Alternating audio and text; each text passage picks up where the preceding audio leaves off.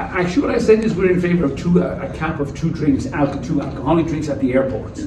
The big problem all airlines are struggling at the moment is we have a significant rise in disruptive behaviour by passengers on board aircraft.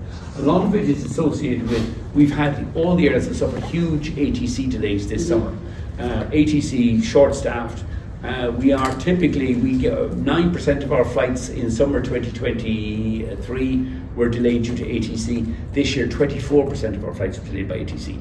When flights run late, particularly on the first wave, there's people in the bars at the airports sculling pints and getting, why, I don't know. And all we've said is, look, we don't want to limit anybody's drinks consumption, but can you just limit yourself to 2 drinks at the airport? We already limit duty-free sales at the airport to show your boarding pass, and we think we should do the same thing with alcoholic drinks. If you want more than 2 drinks, show your boarding pass, stamp them, you've had 2.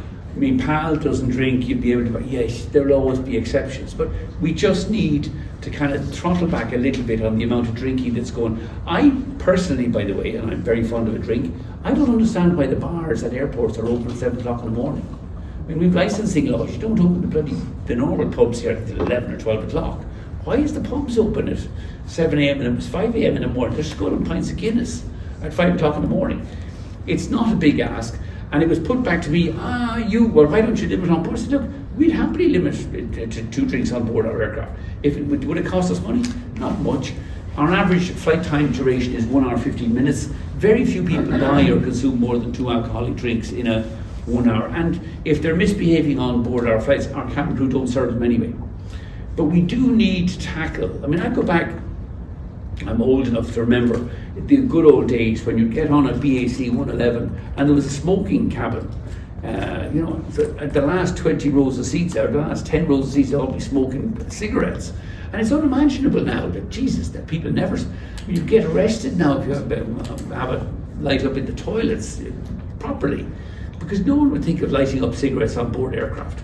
And yet we think nothing about letting people drink alcohol, then get on board the aircraft. Now, the vast majority, 98% of people, not a problem. They have 1 or 2 drinks, no issue. But the people who overindulge, and then we also have particular routes, most notably routes to the party islands, Ibiza, some of the Greek islands, some of the Balearics, where it does get out of control. Our crews are very well trained, they deal with it well, but they can't control everybody. And we, EasyJet, all the other airlines would confirm, we've had a big spike upwards in diversions for passenger offloads, for, what do you call them? Disruptive passengers. This is a question you should be dealing with. And so, if it costs us some money on in-flight sales, fine. I mean, my view of flights, by the way, is if they can't have more than 2 alcoholic drinks, then they'll have a cup of tea or they'll have a soft drink, water, whatever. If you say you can only have 2 pints at the airport at 5:30 in the morning, then they might have a cup of coffee or a cup of tea. We just need to be a little bit more sensible. We don't want to ban drinking. We don't want to ban everybody's enjoyment, but can we just have a little bit more better behaviour on board aircraft? And you kind of mentioned there obviously smoking. Have you had? And everybody has also, well, why don't you stop them flying? Because we don't know, when we see them at the boarding gate, they can shuffle on unless they're completely falling over, in which case we take them off. Why don't you ban them? Bans of passengers are completely defective, because you can book the next time, just change your name a little bit. You can put in fake the passport number, and you'll get through. Or book we hope they book with another airline. The time that they don't, they tend to come back and book with us again. So we do everything we can. We ban typically, how many people would we ban in a month? It varies. I mean, during the summertime the numbers are larger because people travelling to party destinations for the joys of life unfortunately goes wrong. So I mean, on average, we certainly would have a number of passengers every week that would fall into that category, which is really regrettable. And we have bans, 1-year bans and 5-year bans, but frankly, they're all completely ineffective.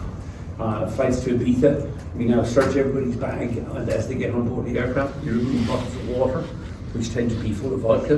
There isn't much more we can do as an airline when the challenges, particularly this summer we've had flight delays, people are getting consuming too much alcohol at airports. We don't want to ban alcohol at airports, but can we just have a little bit of moderation and everybody can have a pleasant experience on board?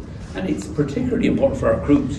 When we case our crews being assaulted, there was one nut job coming back into Stansted last weekend, arriving on landing, tried to open the overwing exit. full of drink. You know, okay, he was restrained by crews and by passengers, that, you know, because everybody is, but our crew shouldn't have to deal with that kind of misbehaviour on board, and they do have to deal with it in an increasing number of cases, and it does need to be tackled. You know, the Department of Justice is great for wringing his hands, and we're taking, well, actually we don't see you taking much action. Why don't you, for example, at airports, and we don't think it's a big ask, why do you not close the bars until 11, 12 o'clock in the morning? We started off originally with flights to Ibiza taking, you know, they get on with the duty free. We don't allow people to get on board with duty free. And of course we thought, very well, that's fine, that's a bottle of water. They were filling up the water bottles with vodka and getting on. Now we take the water. You're not allowed to get on board our Ibiza flights with any bottles of anything. And that's not because we want to sell you extra drink. We will not sell you drink if we think you're drunk or misbehaving on a Ibiza flight. And our crews want to work in a reasonably safe environment as well. But we're doing everything we can to try to, and it's not, you know, there's one or two misbehavior. You know, on a flight of 100, it's a very unpleasant experience if somebody's drunk or, you know, shouting and screaming or fighting. Our passengers and our crews don't want to be in that environment, and we need more help from the authorities. As Carol said, the Gardaí are terrific. They're great, but a lot of times we land somewhere in Spain or we divert, we get the drunk off, he's arrested by the local constabulary. You know, they release him the following day. They don't want the difficulty of charging him. What are they going to do? Put him in jail? So they kind of, you know, he sobers up, they release him the following day, and we're stuck dealing with it. It's very difficult, and it's a real challenge for, not for us, just for us, but for all airlines.